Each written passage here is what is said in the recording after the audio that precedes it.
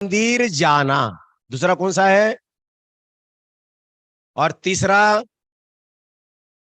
रात्रि भोजन नहीं करना। मुझे तो एक दो बार तो विजय भैया ऐसे झटके लगे, उसे कह नहीं सकते।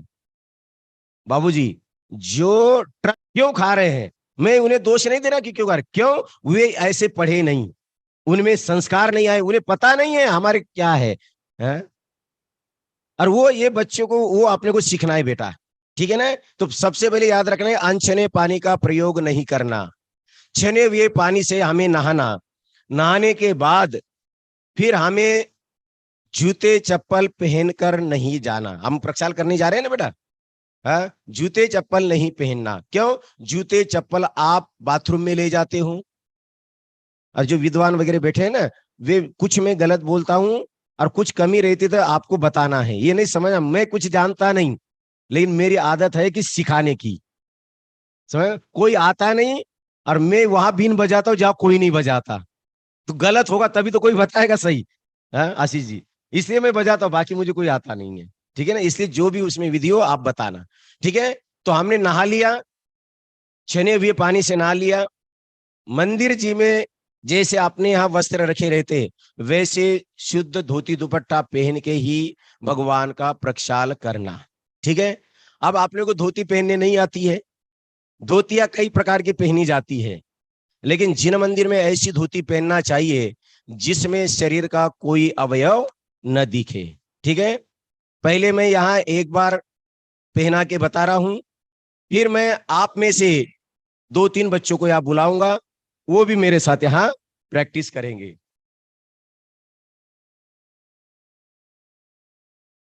आप कहोगे कि साहब मंदिर जी में तो सिली हुई धोती आती है ना, आजकल सिली हुई धोती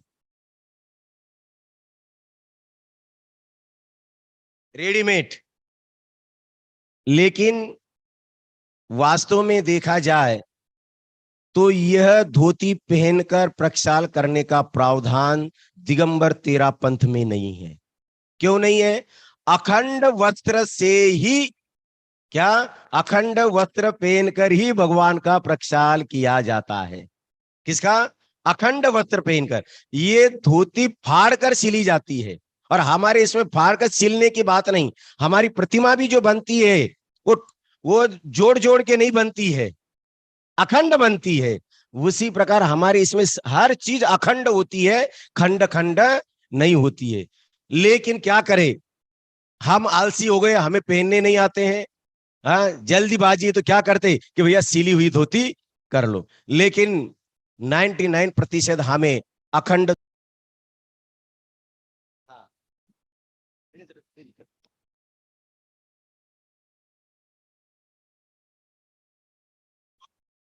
हमने स्क्रीन भी यहाँ चालू की ताकि पीछे वाले को भी दिखाई दे, ठीक है? ये जो अखंड है, इसे दो भागों में लेना, भागों पे सेम भाग में थोड़ा बहुत आगे पीछे चल जाए। ये अपन ने ले लिया,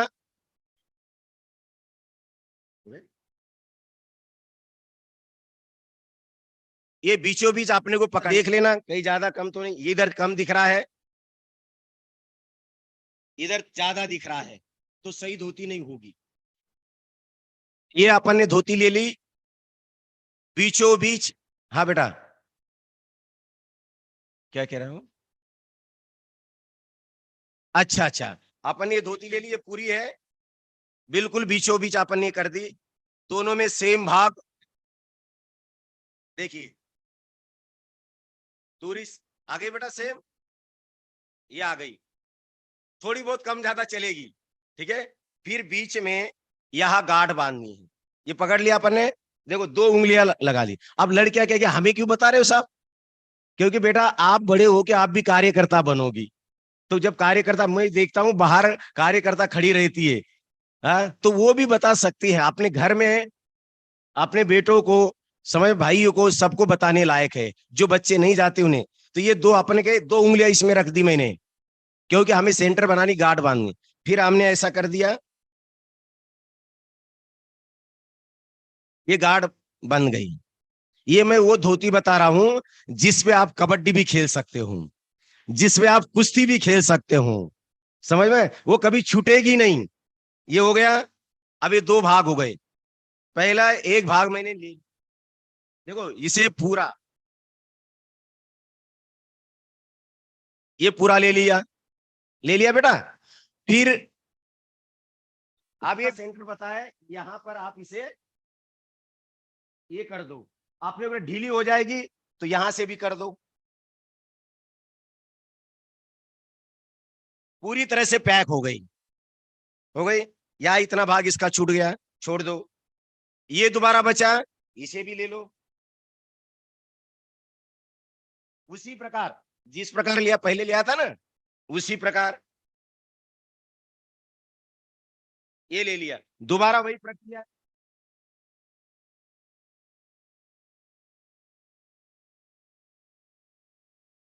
हो गए, ये दो भाग आ गए।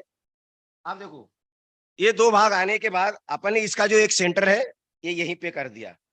इसका जो दूसरा सेंटर बचा है,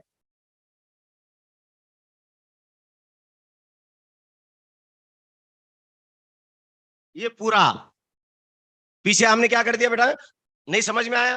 देखो, जो अपन ने पीछे लिया था ना, इधर से ले लिया। वापिस बताऊं? कोई बात नहीं, ये आ गया। पहले देख ले, ये कर दिया, आ गया। ठीक। अब हमने एक सेंटर, कल मैं सभी को पहनाऊंगा। कल है ना प्रतियोगिता, विजय भैया, कल धोती पहननी है। जितने कार्यकर्ता है वो सबको धोती पहननी है। ठीक है। ये पहला भाग, इसे हमने नीचे ले लिया। ठीक है, नीचे ले लिया बेटा। हाँ बेटा, पूरा जितना चाहे उतना खींचो। ये क्या हो गया आपका? मैं धोती,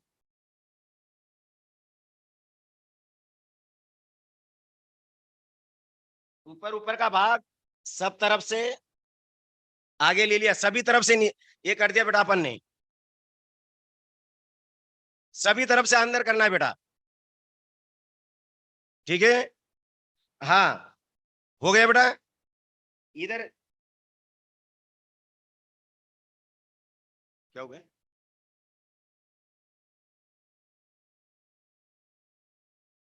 ये क्या अभी मैंने क्या किया था पता है? उल्टा उल्टा कर दिया था, जिस साइड का उसी साइड से लेना। इधर वाला इधर ही लेना, उस साइड नहीं लेना।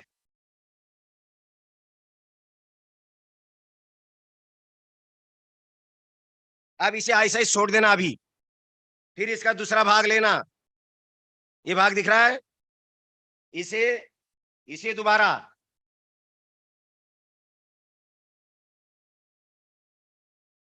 पूरा खींच लेना बेटा। बीच में छोड़ना नहीं, क्या पूरा टाइट होना चाहिए। नहीं तो क्या होगा, बाद में चलते समय धोती खिसक जाएगी। ठीक है, टाइट लेना। फिर अपन इसमें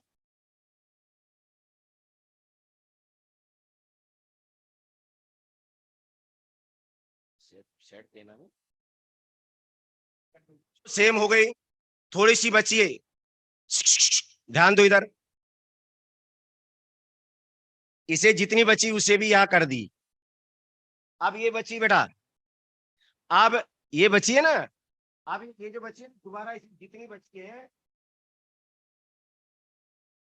ले लिया दोबारा। और ये दोबारा लेकर अपन पीछे क्या करना है, जित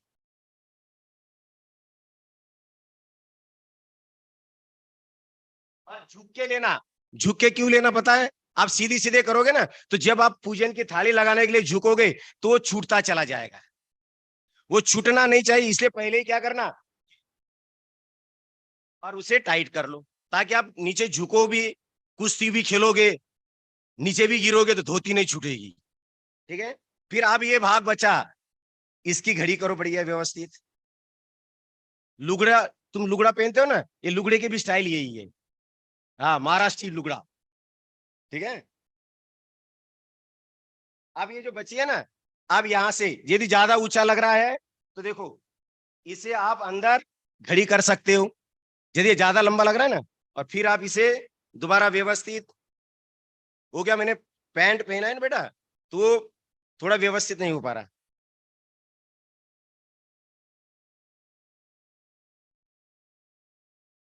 ये व्यवस्थित, नीचे की धोती। ठीक है।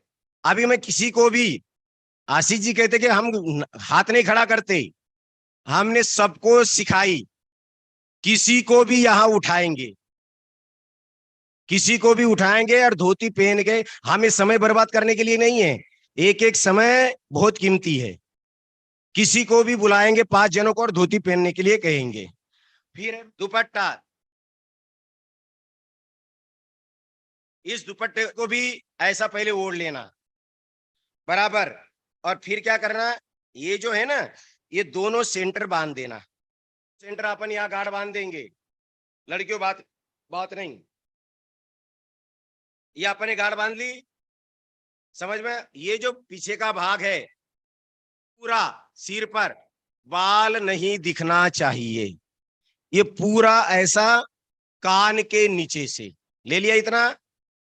फिर जो ये गाढ़ बांधी थी ना बेटा, अपने हाथ अंदर निकाल लेना। पहन ली माला, माला पहननी है अपने को, हाथ निकाल लेना। यदि कम ज्यादा होता है तो पहले व्यवस्थित करो। ये हो गया, ठीक। यहां से देख लो, क्योंकि अभी अपन प्रक्षाल के लिए गए नहीं, फिट हुआ क्या नहीं देखो, फिट हो गया। अब क्या करना है, तो अब ये दो दो छोर बचे हैं, 2 सेंटर बचे हैं, इसे क्रॉस कर लो। कर लिया क्रॉस, और क्रॉस करके क्या करना है,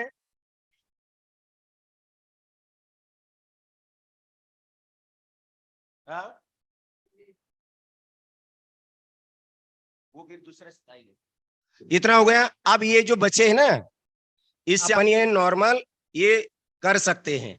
ये हो गए बेटा, आपकी धोती पहनी आपने, ठीक।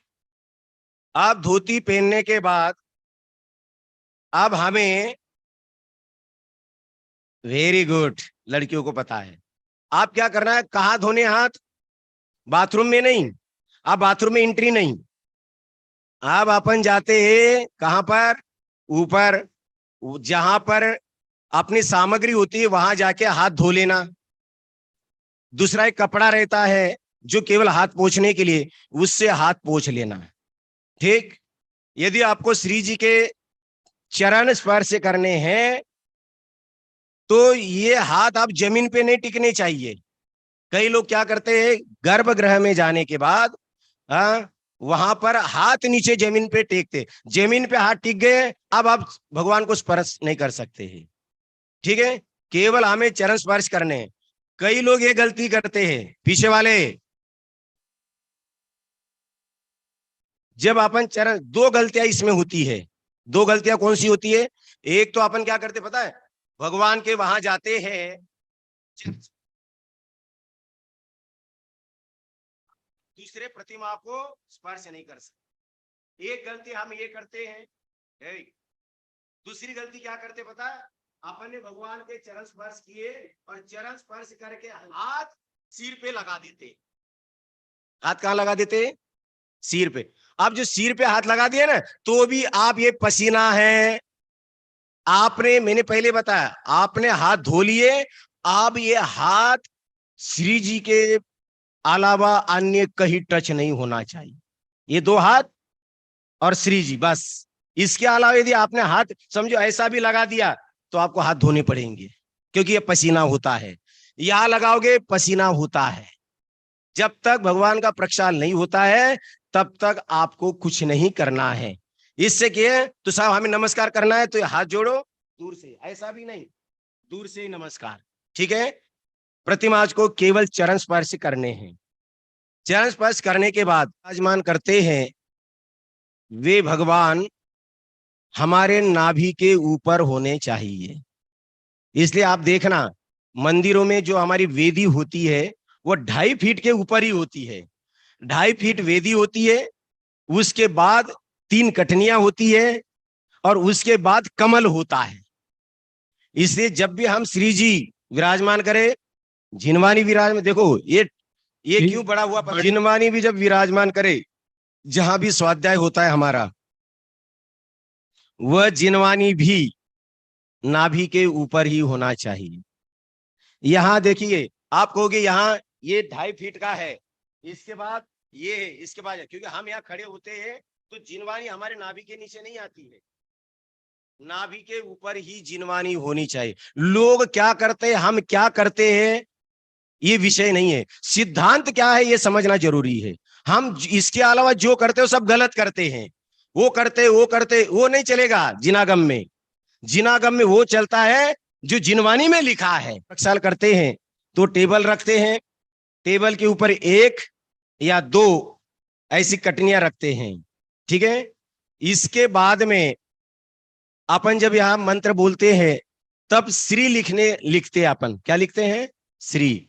अब कई जगह यहां पे ये गलती है, इस थाली में श्री जी विराजमान होते हैं, ठीक है, वो पहले धो लेनी है और अच्छी तरीके से पोंछ लेनी है। अब इसमें श्री लिखने का आता है, उसमें अपन पढ़ते ना, और हम श्री भी लिखते हैं, लेकिन कई जगह ये गलतियां होती है कि वे चंदन से थाली में लिख देते हैं। आप देखना कई जगह ये चंदन से किस में लिखते हैं, थाली में, चंदन से साथिया थाली में निकालते और उसके ऊपर भगवान विराजमान। ये गलत है। क्यों? क्योंकि आपने चंदन ये कर दिया। चंदन जब प्रतिमा को लग जाता है तो प्रतिमा परिग्रही हो गई, पूजनीय नहीं रहती। फिर हम क्या करें, हमें श्री लिखना है, अब यहां जगह नहीं, तो दो जन रहते हैं आशीष जी, तो एक जन ये थाली पकड़ेंगे, दूसरा जो भी आपको श्री लिखना है सामने, हाँ, और थाली ऊंची किनार के होना चाहिए, जगह हमारा जो प्रक्षाल होता है उसका पानी बाहर नहीं आना चाहिए। फिर अपन पीठ स्थापनम करोमि, पीठ स्थापनम का अर्थ है थाली हमने विराजमान कर दी, ठीक है, ये थाली विराजमान कर दी। फिर इसके बाद में, क्योंकि बेटा देखो आपको यहां से जाने के बाद बॉयज, आप अपने गांव में जाने के बाद अभी छुट्टियां चल रही है तो आपको प्रतिदिन मंदिर जाना है, भगवान का प्रक्षाल करना है। ये सारी विधि याद देख लो। जब श्री जी हम विराजमान करते हैं तो कोई कुछ करता है, कोई कुछ करता है, लेकिन आपको ऐसा नहीं करना है। जो कोई श्री जी को जो विराजमान करता है, कोई उनकी गर्दन पकड़ कर लाता है, क्या कोई क्या करता है, उनकी गर्दन पकड़ लेता है, या कोई उनके क्या है हाथ पकड़कर उठाकर रख देते नीचे। क्योंकि अपन उतनी बड़ी प्रतिमा लेते हैं 9 इंच या ज्यादा 11 इंच तो बहुत हो जाती है, 9 इंच की प्रतिमा लेते, और उसमें इतनी अपने में ताकत होती है कि अपन प्रतिमा ले सके। तो गर्दन कभी नहीं पकड़नी है। अपन छोटे बच्चों की गर्दन पकड़ दे क्या, आप पकड़ती हो आपकी दीदी? यदि हमारे हाथ से प्रतिमा उठाते समय, प्रक्षाल करते समय, विराजमान करते समय हाथ से प्रतिमा जी परिवार में 6 महीने का सूतक लगता है। इसलिए हमें 3 लोग के नाथ को उठाने में, रखने में विनय और बहुत ही अनुशासन रखना चाहिए। आगे समझ में? सूतक का अर्थ जानते हो? अब मुझे पता है आप कहोगे सूतक क्या होता है। सूतक में यह रहता है कि जैसे आप बच्चे ने जन्म लिया तो उस परिवार के लोग मंदिर जाने के अधिकारी नहीं रहते हैं 3 दिन। मुख्य रूप से मंदिर की कोई भी सामग्री छूने के अधिकारी नहीं है। आपके घर में आपके दादाजी का देहावसान हो गया है, आपके पिताजी का देहावसान हो गया है, तो आप 3 दिन तक मंदिर जी नहीं जा सकते, दर्शन भी नहीं कर सकते, और 13 दिन तक मंदिर की कोई भी सामग्री नहीं छू सकते। प्रतिमा, जिनवाणी, द्रव्य और भी मंदिर के अंदर जो जो सामग्री है वह छूने के अधिकारी आप 13 दिन तक, जब तक 13वीं बोलते हैं, 13वीं नहीं हो जाती है तब तक आप कोई भी सामग्री नहीं छू सकते। फिर विधान होता है एक शांति विधान, उसके बाद फिर आपके वो मंदिर की सामग्री छू सकते हैं। यह माता पिता परिवार में किसी मरण को लेकर है। लेकिन यदि आपके हाथ से प्रतिमा जी गिर जाती है, खंडित हो जाती है, तो यह सूतक कब तक चलता है? 6 माह तक। होता है तो यही सूतक है। और बहुत कम सुनने में मिलता है कि किसी के द्वारा प्रतिमा खंडित हो गई है। पाषाण की प्रतिमा का प्रक्षाल क्यों नहीं किया जाता है, क्यों बाहर नहीं लाते हैं? क्योंकि पाषाण की प्रतिमा पर यदि बार बार जल डालेंगे तो वह खिरने लगेगी, खिरने लगेगी तो उसकी बॉडी कमजोर हो जाएगी, और कमजोर होते होते एक ना एक दिन वह किसी के हाथ में आएगी, और हाथ में आने के बाद वह खंडित। इसलिए कभी भी पाषाण की प्रतिमा को बाहर लेकर के उसका प्रक्षाल नहीं करते हैं। जब भी लाते हैं धातु की प्रतिमा ही बाहर लाई जाती। बहुत सारी बातें, क्वेश्चन कुछ रहेंगे वो बाद में पूछना, क्योंकि ठीक है। हमारा विषय भी बहुत है। हाँ, धोती पहन के आता है तो उसे बात पता होनी चाहिए। हमने श्री जी विराजमान की, उसके बाद जो पानी होता है वो शुद्ध पानी अपन छान के लाते हैं। पानी छानने की विधि, ए बेटा गुड़िया, पानी छानने की विधि आपको अलग ऐसे ही एक दिन आपको बता दी जाएगी। छना हुआ पानी गर्म किया जाता है, फिर गर्म किया हुए पानी से हम 4 कलश 4 कोने पे विराजमान करते हैं। क्यों करते हैं सभी को पता है। फिर हम प्रक्षाल करते हैं। कोई बच्चा आके ऐसा करता है, कोई ऐसा करता है, कोई ऐसा नहीं। आपको ये कलश लेना है, सुन लो गुड़िया, हाथ को भी कलश बनाना है। हाँ, ऐसा लेके पीछे से नहीं आना, ना आगे से आना,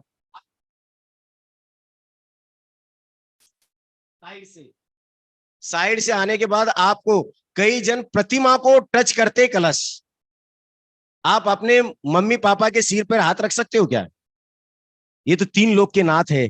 इसलिए हमारा कलश भगवान से 4 अंगुल ऊपर ही होना चाहिए। अर्थात ये समझो प्रतिमा है तो इतने व्यवस्थित। और ऐसा नहीं कि हम जितना ज्यादा पानी डालेंगे उतना ज्यादा पुण्य लगेगा, नहीं, आप जितना ज्यादा पानी डालोगे उतना ज्यादा पाप लगेगा। हम केवल भगवान के प्रक्षाल के लिए केवल ये विधि अपनाते हैं, अन्यथा जरूर नहीं। थोड़ा सा जल से आपने को ये करना है, चरण पे थोड़ा सा और थोड़ा सा सिर पे, ठीक है। इसके बाद जब प्रतिमा साफ की जाती है तो उसके लिए वही वस्त्र होते जो, इसमें आपको एक नियम बता दूं कार्यकर्ताओं को, बड़े कार्यकर्ताओं को, जिनेंद्र भगवान का अभिषेक सिर्फ एक बार ही होता है जीवन पर्यंत। जिस समय जन्म कल्याणक में 1008 कलशों से बाल तीर्थंकर का जन्माभिषेक होता है, उस समय ही सिर्फ अभिषेक होता है। उसके बाद सिर्फ प्रतिमा प्रक्षालन ही होता है, उसका प्रक्षाल ही किया जाता है, उसका अभिषेक कभी भी नहीं किया जाता है। वर्तमान में इतनी भ्रांतियां बढ़ती जा रही हैं, इतनी भ्रांतियां बढ़ती जा रही हैं कि अभिषेक भी करना है, अभिषेक के बाद शांति धारा भी करनी है, और शांति धारा भी इतने बड़े कलश से करनी है कि उसका कोई पार नहीं है। इसलिए हमें हर बात के बारे में बहुत विचार करना है कि हमारे अभिषेक करने से पुण्य लग रहा है कि पाप लग रहा है। प्रक्षाल होने के बाद इसमें गंधोदक है, इसी में हम वस्त्र से नहीं पहनते, आप ही तो उसके सामने दूसरी एक थाली रहती है, उसमें हम श्री जी विराजमान ऐसे करते। कई जन क्या करते, जो कपड़ा होता है ना वो पूरा कपड़ा इस पर ऐसा,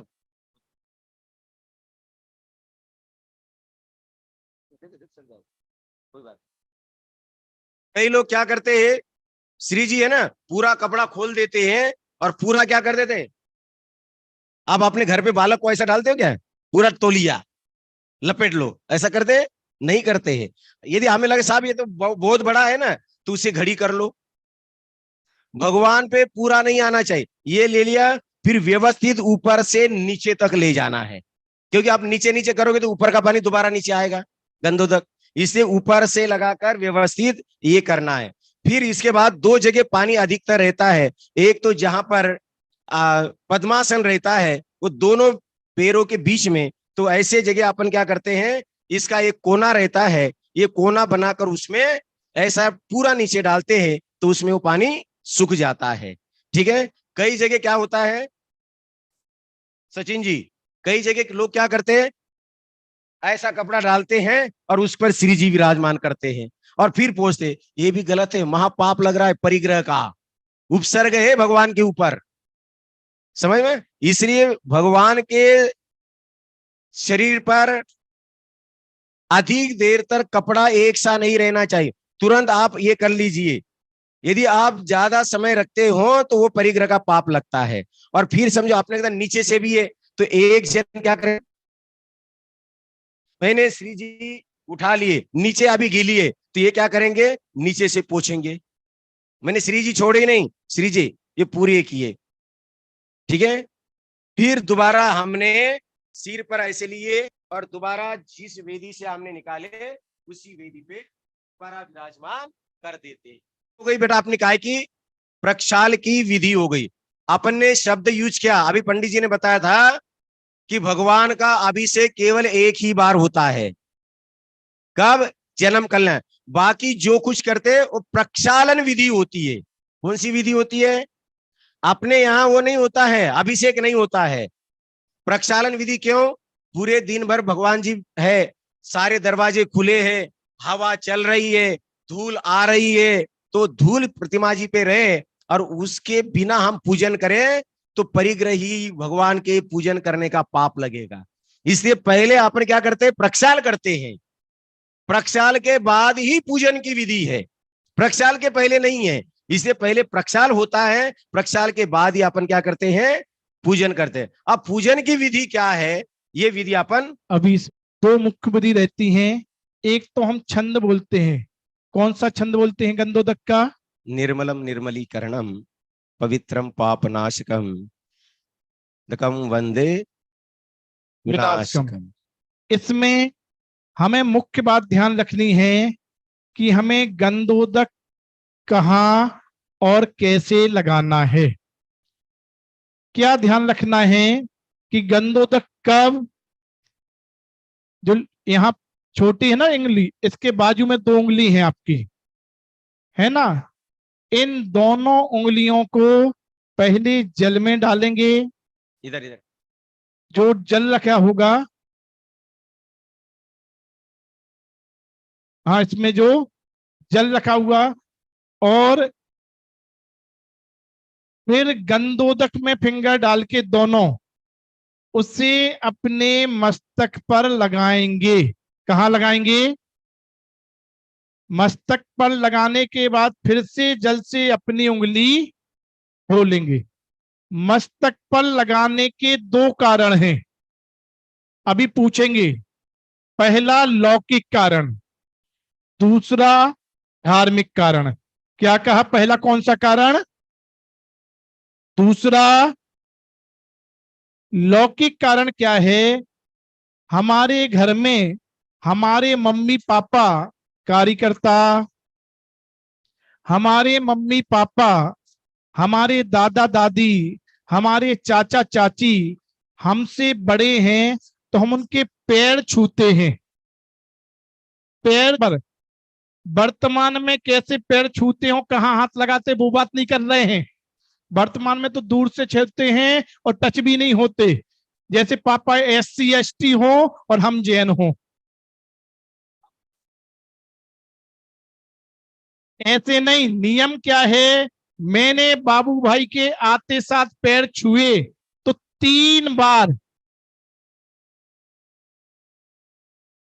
और फिर हाथ हथेली मस्तक पर, क्योंकि ये हमारे लिए हमारे गुरु हैं। हमारे मम्मी पापा ने हमारे लिए पूरा जीवन दिया है। हमारे मम्मी पापा ने चॉकलेट से लेकर कॉलेज तक की पढ़ाई पूरी कराई है। हमें उनका कितना बहुमान आना चाहिए। तो हम उनके पैर छूते हैं, तो पैर के बाद हाथ कहाँ लगाते हैं, मस्तक पर। ये लौकिक रीजन। धार्मिक रीजन, गंधोदक मस्तक पर क्यों लगाना, मस्तक के नीचे 5 इंद्रियां आ जाती हैं। क्या कहा, मस्तक के नीचे 5 इंद्रियां, स्पर्शन, रसना, घ्राण, चक्षु, कर्ण, ये सब मस्तक के नीचे है कि नहीं है? नीचे है कि नहीं है? पांचों इंद्रियां मस्तक के नीचे हैं और ये इंद्रियां पापकारी कराती हैं। कई बार कुछ लोग बोलते हैं अतिशय जी कि आंखों में गंधोदक लगाएंगे तो हमें भगवान की प्रतिमा अच्छी दिखाई देगी। कई लोग कहते हैं गले में गंधोदक लगाएंगे तो हम भगवान की स्तुति अच्छे से गाएंगे। हमें ये बताइए, आप आंखों में गंधोदक लगा के मंदिर से बाहर निकलते कि मंदिर के अंदर जाते हैं? और मंदिर के बाहर निकलते हैं तो तुम्हें संसार अच्छा दिखेगा कि भगवान अच्छे दिखेंगे? तो हमें संसार अच्छा देखना है क्या? मस्तक पर लगाने के लिए धार्मिक कारण यही है कि उसके नीचे पांचों इंद्रियां रहती हैं, वह अपवित्र हैं, जहां पर गंधोदक लगाया नहीं जाता। जैसे किसी की आंखों में कीचड़ लगा हो और वो आंखों में गंधोदक लगा ले और जल से धो ले, अब वो कीचड़ कहां चला गया? कहां चला गया? जल में। और दूसरा बच्चा आए, वह जल में हाथ धोने की जगह कीचड़ उसके उंगलियों में आ जाए और वो गंधोदक में डाले और अपनी आंखों में लगा ले, आई फ्लू हो जाएगा नहीं हो जाएगा? इन्फेक्शन फैलेगा कि नहीं फैलेगा? तो बहुत विचार करने जैसी चीजें हैं। दूसरी, यह जो प्रक्षाल है ना, जो गंधोदक बना है, वो गंधोदक भी कहीं नहीं फेंक देना। कि हमने, हमारा पूरा दायित्व है, जैसे हमारी मम्मी का दायित्व है कि वह भोजन बनाती हैं तो भोजन के बाद किचन भी बराबर साफ करती हैं, क्योंकि किचन साफ नहीं करेंगे तो गंदगी ज्यों की त्यों फैली रहेगी और उसमें अनेकानेक जीवों की उत्पत्ति। ऐसे ही जो गंधोदक का जल है उसे किसी भी नाली में फेंक देना, कहीं पर भी रख देना, कितने ही समय तक रखते रहना, क्या करना उसका? फिर कहाँ डालना? प्रश्न पूछो, फिर कहाँ डालना चाहिए? अब पंडित जी बताएंगे। देखो, कोशिश ये करना जहां पर वह गंधोदक, ऐसा नहीं कि हमने धूप वाली जगह में डाल दिया। धूप वाली जगह में डाल देंगे तो उस आया में गमला रखा हुआ है, जहां पौधा लगा हुआ है, उसमें वह गंधोदक डाल देना। जहां पर कोई मल मूत्र का क्षेपण ना करे, लार फूक आदि ना डाले, ऐसे स्वच्छ स्थान पर उसको समय के बाद, कितना समय, वो पानी हमने गर्म किया है, आपने 6 घंटे की उसकी मर्यादा रखी है, तो 6 घंटे के बाद वह, ऐसा नहीं शाम को ले जाएंगे शाम को डालते रहेंगे, ऐसा नहीं। जितने समय की मर्यादा उसकी है उतने समय में भी वह गंधोदक हमें अलग कर देना चाहिए। ऐसी बहुत व्यवस्थित व्यवस्था आपको ध्यान में रखनी। सारी चीजें देखो, मैंने धोती दुपट्टा पहना, अभी तक दो कुछ निकला क्या मेरा? जैसा पहना वैसा ही, ये बिल्कुल फिट हो जाता है। आप चाहे जैसा भी कर लो, ठीक है।